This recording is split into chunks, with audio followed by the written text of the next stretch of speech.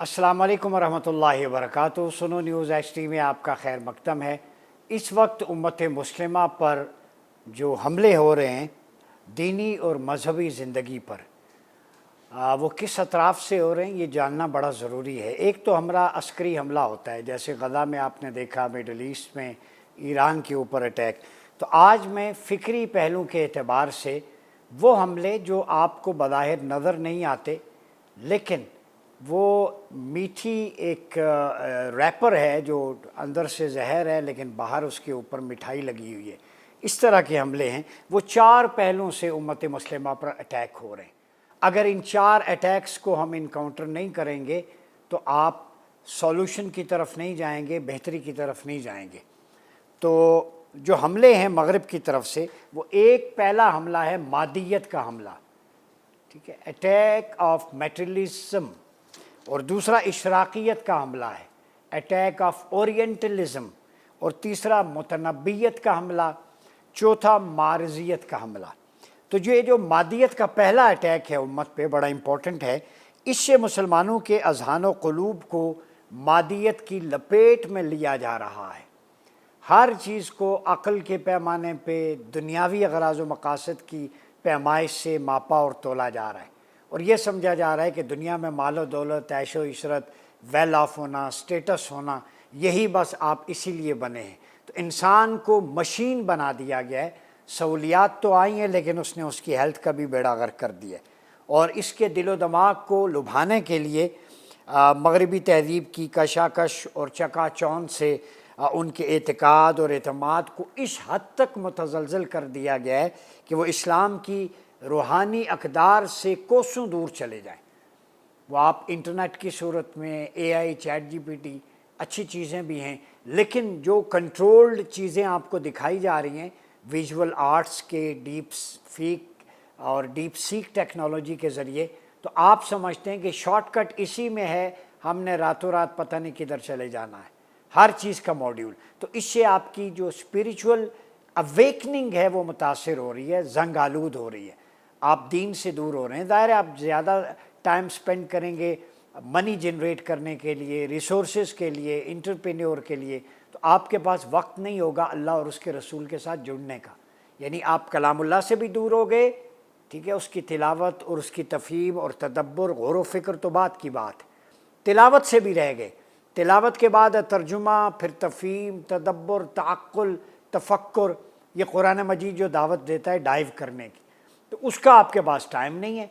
तो इसका मतलब है कि मटेरियलिस्टिक बेनिफिट्स की मसनूई जन्नत ने आप पर इतना डोमिनेंस कर लिया है कि आप खालिक की बनाई हुई असल जन्नत का रास्ता ही भूल गए। आप फैब्रिकेटेड कॉन्सेप्ट ऑफ पैराडाइज के अंदर इतना खो गए कि दुनिया की चकाचौंध ने आपको काबू कर लिया है, आपके नर्व्स को, हर चीज़ पे वही सवार है। स्टेटस, रेपुटेशन, माल, शोहरत, इज़्ज़त, पैसा, ये सारा कुछ आपके इर्द गिर्द ये तागूती यलगार के महाज हैं। मादियत की शक्ल में इसके मुख्तलिफ फ्रंट्स हैं जो आपको काबू करें। फेक न्यूज़ है, साइकोलॉजिकल वॉरफेयर है, माइंड मेकिंग है। आप स्क्रोलिंग करते हैं तो गूगल और इंटरनेट आपको खुद ब खुद आपके जहन को पढ़ के वो वीडियोज़ आपको सामने ले आता है। ये हकीकत बता रहा हूँ, जैसा आपका माइंड सेट है। ये जो कैमरा है ना, आपने देखा होगा नेतन्याहू ने भी इस पर टेप लगाई होती है। इज़राइल का प्राइम मिनिस्टर है, वो फ्रंट पे बैक कैमरे पे टेप लगा के फ़ोन सुनता है। तो अब ये टेक्नोलॉजी आ गई है कि जो आप कॉल करते हैं या हर वक्त कैमरा ऑन रहता है, तो आपका माइंड, आपका ब्रेन उसको वो इंटरनेट टेक्नोलॉजी, वो सॉफ्टवेयर्स के ज़रिए स्टडी करता है। आपका पूरा प्रोफाइल उनके पास फीड होता है, उसके मुताबिक पर्सनैलिटी के, अगर आप रिलीजियस माइंडेड हैं तो उसमें आपको एतकादी मबाहिस में उलझाएंगे, मुनाजरे की तरफ लेके जाएंगे। अब मज़हब के साथ ज़्यादा अटैच हैं तो आपको वल्गैरिटी की तरफ लेके जाएंगे। अल्टरनेटिव ये भी ऐड है, ये भी देखें, ये भी देखें। तो न चाहते हुए भी वो चीज़ें आपके सामने आ जाएंगी कि जो आपको अपनी तरफ अट्रैक्ट करेंगे। ये है वो दज्जाल का टेक्नोलॉजिकल सिस्टम जो दज्जाल की आमद से पहले उन्होंने लॉन्च कर दिया, लॉन्चिंग पैड की सूरत में। वो मादियत का हमला है। इस मादियत के हमले से जन्म लेने वाले फितने, मैं यूथ को कहूँगा गौर से सुने। चार फितने उम्मत इस वक्त मादियत के नतीजे में उनमें मुब्तला है। कितने? चार, गौर से सुनिएगा। اور یہ قرآن بھی کہتا ہے، قرآن میں موجود ہے یہ سارا۔ پہلا فتنہ ہے حکم الجاہلیہ کا، جاہلیت کا حکم۔ دوسرا فتنہ ہے ظن الجاہلیہ، تیسرا ہے تبرج الجاہلیہ، اور چوتھا ہے حمیت الجاہلیہ۔ یہ چار فتنے مادیت کے جو ہے وہ فرنٹ پہ جو امت مسلمہ جن میں مبتلا ہے اس کی طرف بڑھنے کی وجہ سے۔ اب ایک ایک کر کے میں بریفلی آپ کو بتاتا ہوں۔ حکم الجاہلیہ سے مراد یہ مادیت کا وہ فتنہ ہے جس کی زد میں آ کر مسلمان جو ہے ریاستیں نام تو اسلام کا لیتی ہیں، یہ نیشن سٹیٹس کی بات ہو رہی ہے، یعنی حکم الجاہلیہ کا ہدف نیشن سٹیٹس ہیں، 57 اسلامک کنٹریز ہیں، پہلے واضح کر دوں، لیکن عملاً احکم الحاکمین کے عطا کردہ نظام اور قانون شریعت کے نفاذ کی بجائے مغرب سے مستعار یعنی ادھار لیا گیا بے خدا نظام رائج کرنے کو ترجیح دے رہی ہیں۔ تو حکم الجاہلیہ کا پہلا حکم چونکہ حکم ہے یعنی جاہلیت کا حکم، مغرب کی تہذیب، چکا چوند، سودی معیشت، قرضے، انٹرنیشنل ملٹی نیشنل کمپنیز، ٹھیک ہے، globalisation, communication without borders, trade beyond borders, communities, culture, یہ سارا جو ریلا ایک آیا ہے اس نے مسلمان ممالک کے اندر اسلامی اقدار کو بالکل ختم کر دیے۔ اب حکم وہی مغرب سے مستعار نظام ہر ملک میں چل رہا، کوئی سٹینڈرڈ نہیں ہے، ٹھیک ہے، اور احکام الہیوں کو بہانوں سے پشے پش ڈال کر مغربی قوانین پر عمل درآمد میں مادی ترقی کی ضمانت تلاش کی جا رہی ہے۔ یعنی مادی ترقی بھی اگر کرنی ہے تو جی قرآن حدیث وہ منہج کو پیچھے چھوڑ دیں، جو دنیا کر رہی ہے آگے بڑھ رہی ہے ہم اسی میں بھی جائیں۔ حالانکہ قرآن و حدیث میں پورے کا پورا چارٹر مادی ترقی کا بھی، فلاح و بہبود کا اور معیشت کی بہتری کا، وہ مواخات مدینہ ہم کئی دفعہ بات کر چکے ہیں۔ قرآن نے نحن قسمنا معیشتہم بینہم کے تحت پورا سٹرکچر دے دیا ہے، اکانومی پہ بات قرآن نے کر دی ہے پوری، حدیث نے امپلیمنٹ، خلافت راشدہ کے دور میں، لیکن اس کو دبا کے اور جدید ذرائع کے ذریعے اس کو کہا جا رہا ہے کہ تم کن بھول بھلیوں میں ہو، آؤ یہ کنسرٹ، یہ مغلوبے، یہ مکس کلچر، اس طرف جاؤ، یہ مادی ترقی کا ذریعہ ہے، ٹھیک ہے، اور امت شریعت کے فیوض و برکات سے محروم ہو رہی ہے۔ دوسرا ہے ظن الجاہلیہ، یہ مادیت کا وہ فتنہ ہے جس میں مبتلا جو ہے ہو کر افراد امت مسلمہ کی تعلیم یافتہ طبقہ، ایجوکیشن کے اوپر یہ اٹیک ہے، آپ کی آئیڈیالوجی اور ایجوکیشن، وہ جو آپ کے تعلیمی ادارے ہیں، نصاب ہے، پڑھانے والے ٹیوٹرز ہیں، ٹھیک ہے، ان کے اوپر کہ وہ اسلامی فکر و فلسفہ سے منہ موڑ لیں اور مغربی فکر کے دل دادا ہو جائیں۔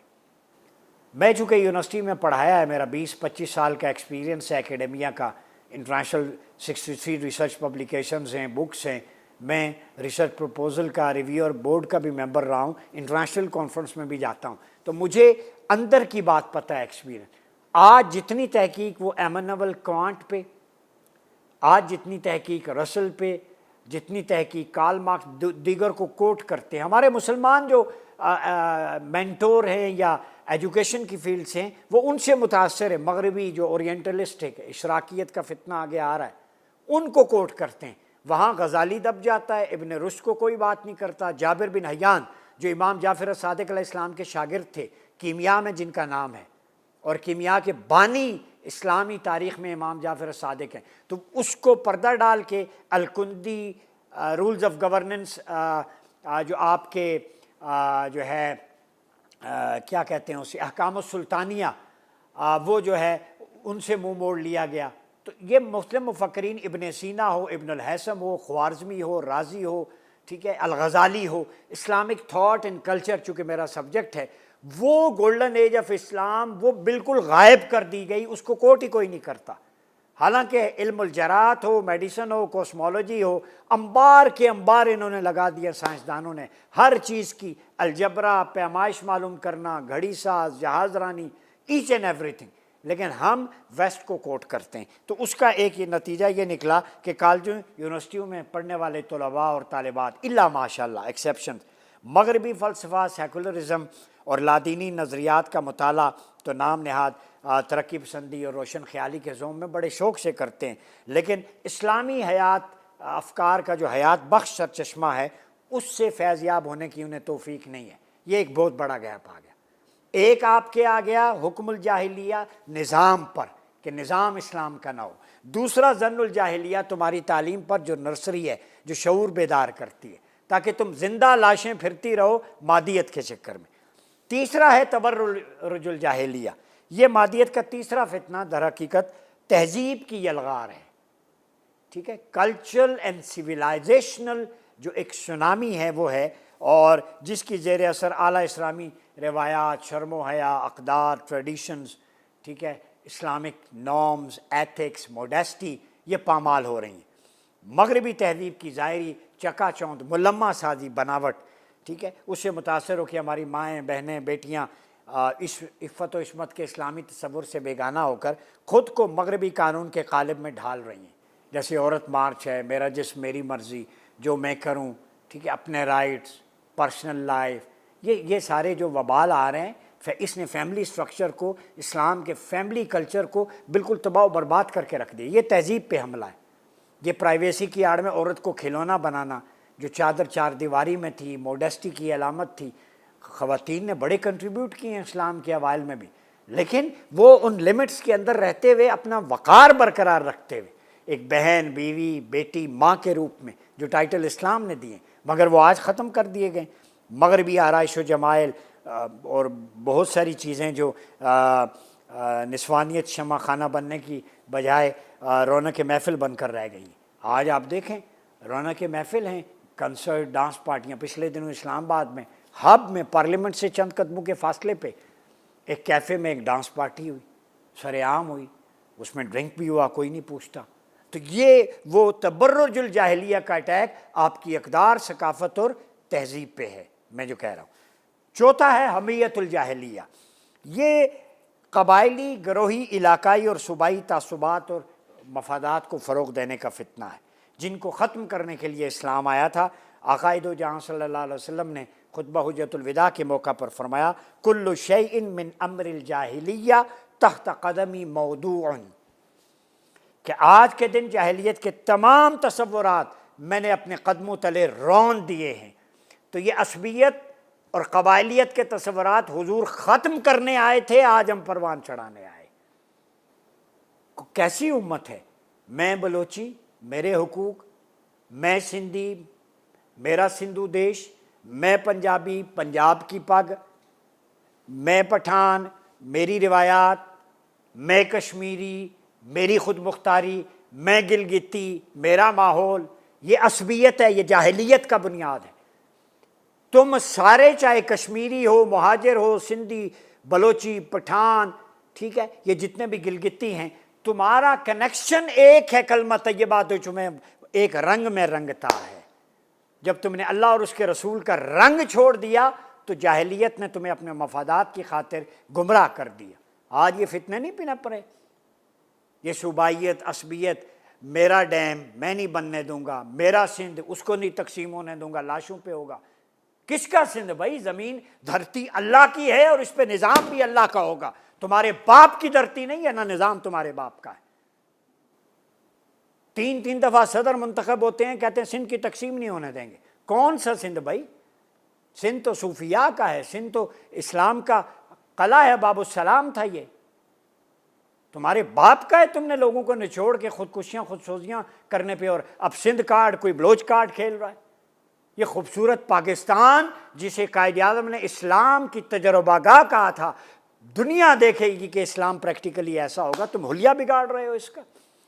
یہ عصبیت، یہ حمیت حضور نے کچل دی تھی، آج غیرت و حمیت خوابیدہ ہے اسلامی، بلکہ جھوٹی اور محدود عصبیتیں پھر سے سر اٹھانے لگیں، اور یہ امت مسلمہ کی وحدت کا شیرازہ انتشار و افتراق کی ہواؤں میں ہر طرف بکھرتا دکھائی دے رہا ہے۔ امت بنیں، کشمیری بھی امت ہیں، بلوچی بھی امت ہے، تم سب ون امہ ہو، اکٹھے ہو گئے، تمہارا دشمن ایک ہے، وہ ہندوتوا اور صہیونیت ہے، وہ کبھی فرقوں میں نہیں بٹے، اور پھر مذہبی تقسیم الگ۔ اب دوسرا حملہ جو ہے وہ ایک مادیت کے آگے 4 فرنٹ میں نے بیان کر دیے، اشراکیت ہے۔ جہاں مادیت کے حملے سے ملت بیضاء کو اسلام کے روحانی پہلو سے محروم کیا گیا، وہاں اشراکی فتنہ، اورینٹلزم کا، وہ نقلی و مصنوعی روحانیت کے نام پر سادہ لو مسلمانوں سے منہاج شریعت سے دور کرنے کی کوشش کی جا رہی ہے، اور شریعت اور طریقت میں دوئی پیدا کر کے ظاہری احکام شریعت یہ کہہ کر پلو تہی کی جا رہی ہے کہ اصل تو باطن ہے جناب، ظاہری شریعت سے کوئی علاقہ نہیں۔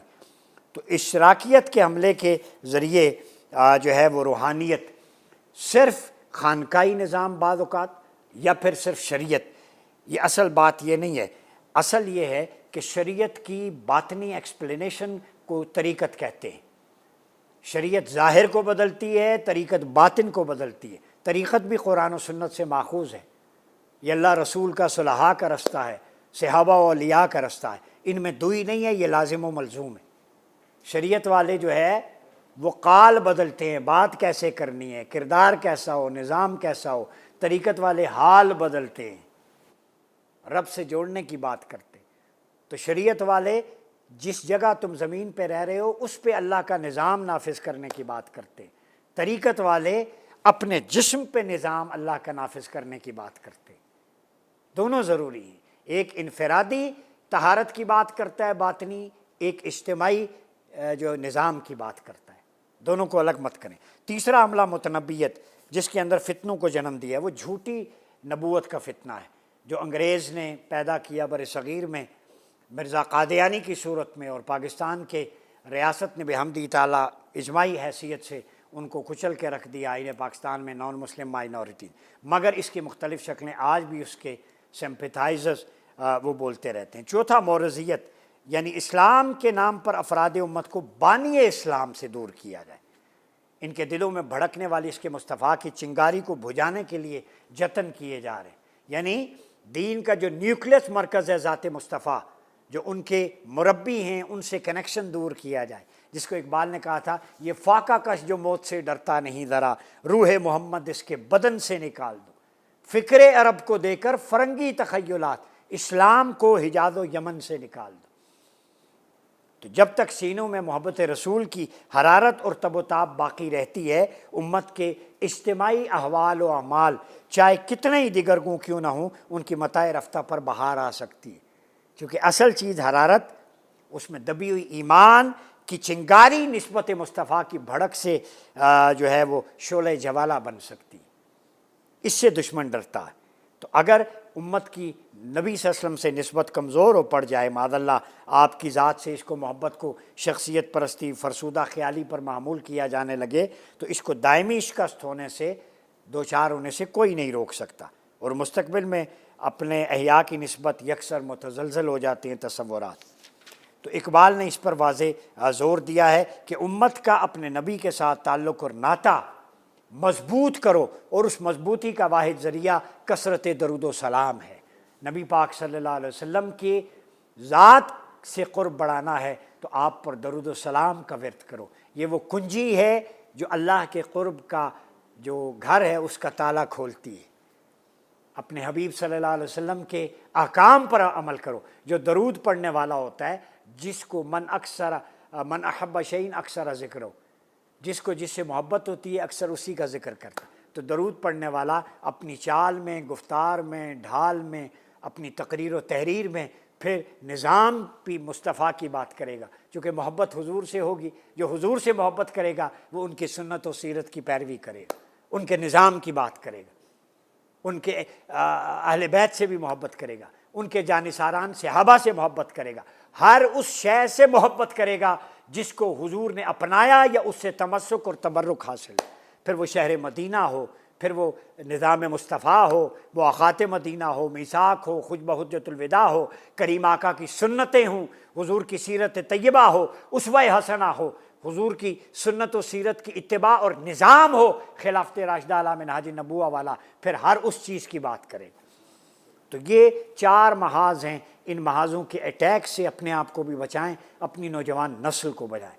ان 4 محاذوں پہ بیک وقت اس وقت طاغوت، استعمار، سامراجی طاقتیں مسلمانوں پر حملہ آور ہیں۔ یہ عسکری حملے سے زیادہ خطرناک ہے، چونکہ یہ حملہ مادیت کی صورت میں آپ کے جو ہے وہ حکم الجاہلیہ، ظن الجاہلیہ، تبر الجاہلیہ، حمیت الجاہلیہ، آپ کے کلچر کو، نظام کو، تعلیم کو اور تعصب پیدا کرتا ہے آپ کی یونٹی کے اندر۔ تو یہ 4 کیڑے ہیں، وائرس ہیں، ان کا اینٹی وینمس میں دیتے جا رہا ہوں۔ وَاعْتَصِمُوا بِحَبْلِ اللَّهِ جَمِيعًا وَلَا تَفَرَّقُوا۔ اینٹی وینمس ان کا یہ ہے، اللہ کی رسی کو مضبوطی سے تھامے رکھو، تفرقے میں نہ پڑو، ٹھیک ہے۔ اور ان کا اینٹی وینمس جو حب مصطفیٰ کے حوالے سے ہے وہ یہ ہے، قُلْ إِن كُنتُمْ تُحِبُّونَ اللَّهَ فَاتَّبِعُونِي يُحْبِبْكُمُ اللَّهُ۔ اللہ سے محبت کرنا چاہتے ہو تو میرے محبوب کے در پہ آ جاؤ۔ حضور کے دامن سے وابستگی، یہ جو آپ کا ظن الجاہلیہ ہے یا تبرج الجاہلیہ ہے، حمیت الجاہلیہ ہے، پھر اشراکیت ہے، ان سب فتنوں سے بچنے کے لیے دامن مصطفیٰ بہترین پناہ گاہ ہے۔ جو حضور علیہ السلام کے ساتھ جڑ گیا، آپ کے نظام، آپ کے ذات، شمائل، خصائل، وہ پناہ میں آ گیا اللہ کی۔ تو ہمارا مسلمانوں کا ایک ہی ٹھکانہ ہے، وہ در مصطفیٰ ہے۔ اس لیے کسی شاعر نے کہا کہ آؤ بازار مصطفیٰ کو چلیں، کھوٹے سکے وہیں پہ چلتے ہیں۔ اپنا بہت خیال رکھیے، اجازت دیجیے، اللہ حافظ۔